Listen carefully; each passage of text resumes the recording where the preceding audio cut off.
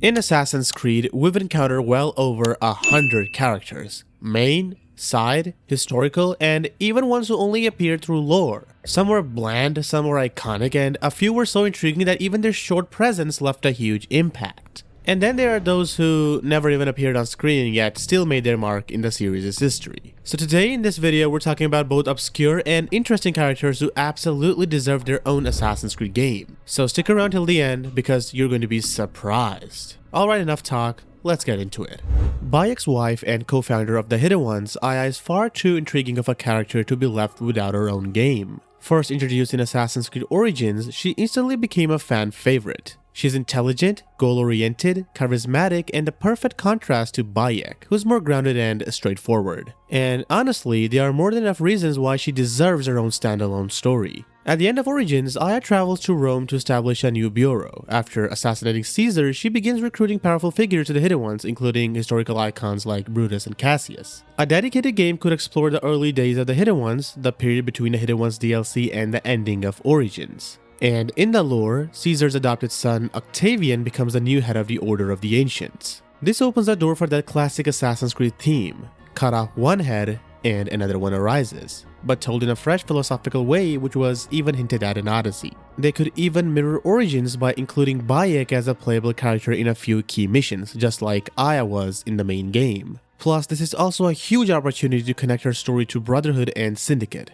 The lore says that the shroud was used in an attempt to revive Brutus, an attempt that failed. Aya's game could explain how Brutus's armor eventually ends up in Ezio's area, and finally give proper weight to the shroud's role in the franchise. On top of that, Cassandra's crossover would feel far more meaningful since Aya is actually one of her descendants. There's so much potential here, enough to unite both the classic and modern fans, and all Ubisoft needs to do is to make it happen. First seen as one of the Villa statues in Assassin's Creed 2, Darius holds a special place in the franchise. He was the first assassin to craft and use the iconic hidden blade. Interestingly enough, this ties perfectly to Aya, as Darius is also her ancestor, linking the past and present of the Hidden Ones in a meaningful way.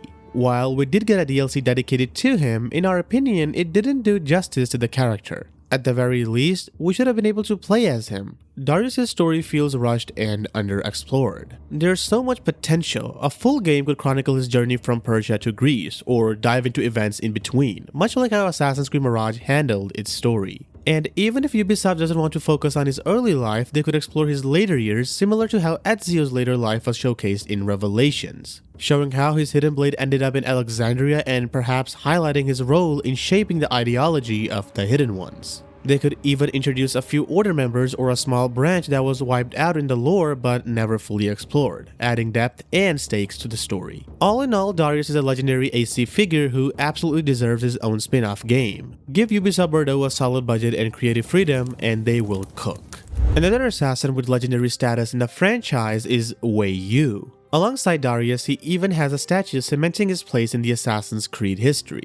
Ironically, while we're getting a game set in ancient China, it's not exactly what fans expected, and whether a proper Wei Yu game is in the works remains unclear. But hey, we can always hope. In the lore, Wei Yu was responsible for assassinating the first Chinese emperor, Qin Shi Huang, using a spear. This legendary act mirrors real-life debates and mysteries surrounding the emperor's death, blending history and fiction beautifully. More importantly, this mission perfectly embodies traditional assassin principles: freedom, free will, and justice. In AC Jade, we see a spear-wielding character, but this figure is officially confirmed as Wei Yu's disciple, not Wei Yu himself. It's a creative decision to add diversity while preserving the core lore. Still, there's no denying that a game focusing on Wei Yu could spark immense intrigue and would be a fruitful addition to the Assassin's Creed series.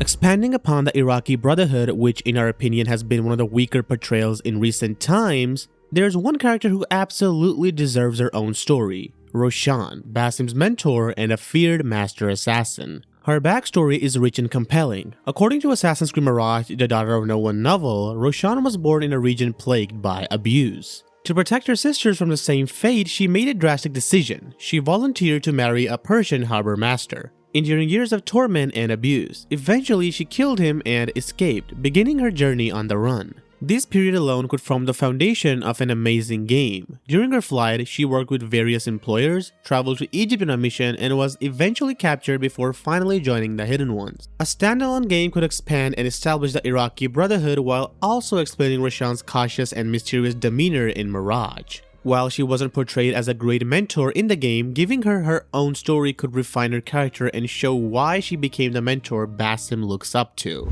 By far one of the most obscure characters in the Assassin's Creed series is Ishaq Pasha, and many fans don't even know he exists. He was first introduced in Assassin's Creed Revelations through an armor that belonged to him, but when you dig deeper into the lore, it becomes clear that he is more than worthy of his own story. Ishaq Pasha was the Grand Vizier of the Ottoman Empire and secretly the mentor of the Ottoman assassins in the late 15th century. As a politician, he skillfully balanced working for the people while strengthening the assassins' influence in Turkey, essentially forming a covert peace between the Ottoman forces and the Brotherhood. But his most famous feat is killing Vlad the Impaler, a known enemy of the Ottomans and secretly a Templar. His cruel methods and hostility had pushed the assassins into action, and Ishaq took matters into his own hands. In a legendary act, he killed Vlad, decapitated him, and displayed his head as a trophy, showcasing the assassins' victory. All of this happened in 1476, the same year Assassin's Creed 2 takes place. There's even potential to connect his story with the Ottoman-Venetian War, even bringing Ezio as a special guest. On top of that, Ishaq trained Yusuf Tazim, another prominent figure in the Brotherhood. With this level of historical weight, political intrigue, and assassin lore, Ishaq Pasha clearly deserves his own solo outing. After Altair, few assassins struck as much fear into the Templars as Thomas de Carnelon. Briefly seen in the prologue of Assassin's Creed Unity, Thomas leads a secret strike against the Templars, aiming to dismantle their order once and for all. A master tactician, he infiltrates Templar strongholds with surgical precision, aided by allies and even the French king to capture the Templar Grand Master Jacques de Molay. During this campaign, he recovers a Sword of Eden, a weapon so deadly that its beam can kill instantly. But Thomas survived 2 direct hits from it. His story has massive potential for a standalone game. Imagine exploring his journey from a banker to a master assassin and mentor, with the notable historical figures alongside him adding layers of strategy, intrigue, and historical depth. With the franchise returning to the Assassin vs Templar conflict, now is a perfect time to see Carnelon's legend come to life. And honestly, if you wanted, we can make a dedicated deep dive video as there's so much to uncover about this mysterious assassin. Known by a few but loved by many, Arbaz Mir is the master assassin of the Indian Brotherhood, a branch that in the lore is considered one of the strongest and most elite after the Italian and Levantine assassins. Their tactics, fluid agility, and terrifying precision practically made them ghosts. Yet the game Arbaz God, Assassin's Creed Chronicles India, barely does justice to either him or the Brotherhood. Chronicles only scratches the surface, focusing on Arbaz rescuing his mentor and retrieving the Kohinoor, a literal piece of Eden, but nowhere near the potential this setting and the character actually have. If Arbaz ever gets a full mainline Assassin's Creed game, it could easily capture the magic of the classics, especially with its 19th century India setting. Dense bazaars, layered rooftops, and tight alleyways. It will practically scream classic Assassin's Creed 1 parkour and stealth. And lore-wise, the Indian Brotherhood is so skilled that Jack the Ripper's methods were inspired by their techniques. A full game could lean into that brutality and precision, making stealth feel sharper and more lethal than ever. The story could blend his comic arc, expand the Chronicles plot, and tie everything together with new characters. Plus, with the massive rise of the Indian gaming community, players would instantly connect with the protagonist who represents their region. In short, he deserves better.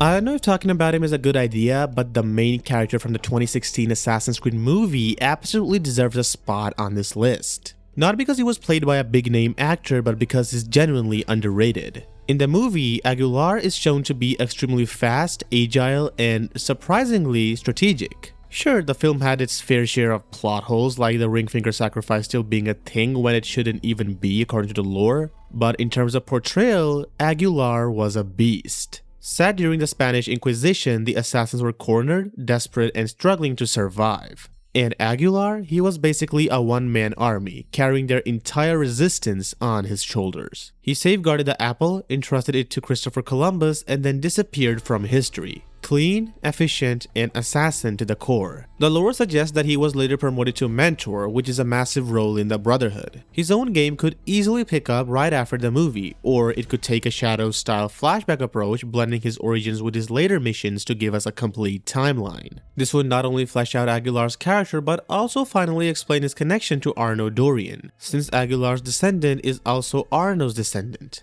Combat and style should mimic the choreography from the film, which is quick, brutal, and stylish. And let's be honest, we already wear his outfit across multiple AC games, so including him in the franchise properly isn't exactly a challenge for Ubisoft, if they ever decide to do it. Another Spanish assassin, but this time a recent addition to the lore. Alvaro Cataribera is one of those characters who deserves way more attention than he gets. His story is scattered across bits and pieces of lore, but if Ubisoft ever wanted to make a fresh Assassin's Creed game that actually feels like Assassin's Creed, then Alvaro's story is literally sitting there waiting to be told. He operated in Spain around the same era as Aguilar just a few decades later, possibly after Aguilar's death. But unfortunately, one mission went horribly wrong. Alvaro accidentally killed an innocent girl, and because of that, he was excommunicated from the Brotherhood. And this is where his story becomes interesting. Seeking atonement, he traveled across different lands until he uncovered a Templar plot to relocate to Japan. So he followed them alone. There he met and mentored a young girl named Tsuyu, who you might know as Naoe's mother.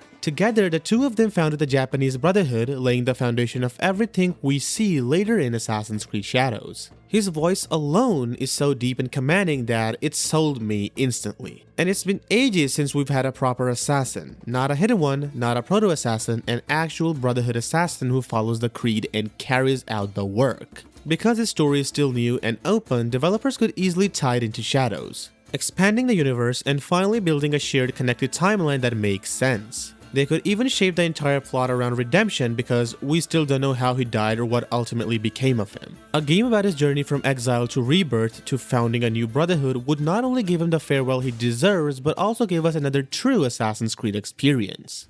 By far one of the most obscure yet important characters in Assassin's Creed lore and also an ancestor of Desmond Miles is a guy named Achilles. And I bet most of you never heard of him. He was first introduced in a minor comic book called Achilles, where he's part of the Gallo-Roman Hidden Ones operating around 259 CE. His story is tragic yet fascinating. He's tasked with eliminating 3 key Roman figures while also safeguarding an Isu artifact known as the Ankh, a device capable of resurrecting the dead.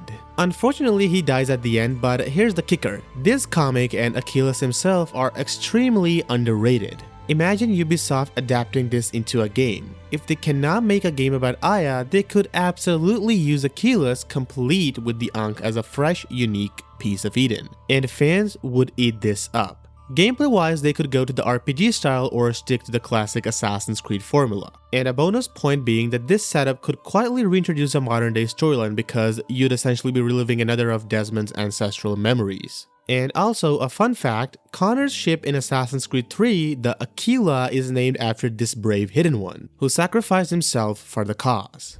Finally, the last character we have to talk about is Darim. He's Altair's oldest son, and sure, he made a tiny appearance in Revelations, but trust me, his story is way bigger than it seems. By the time Darim reached adulthood, the Mongol invasions were a real threat, with Genghis Khan rising as a massive danger to the assassins and the people alike. To take him down, Altair, Darim, and a Mongolian assassin named Kulan teamed up for a high-stakes mission. In the end, Darim succeeds in assassinating Khan, putting an end to his conquest. Now, just imagine a full game where you could see Altair again.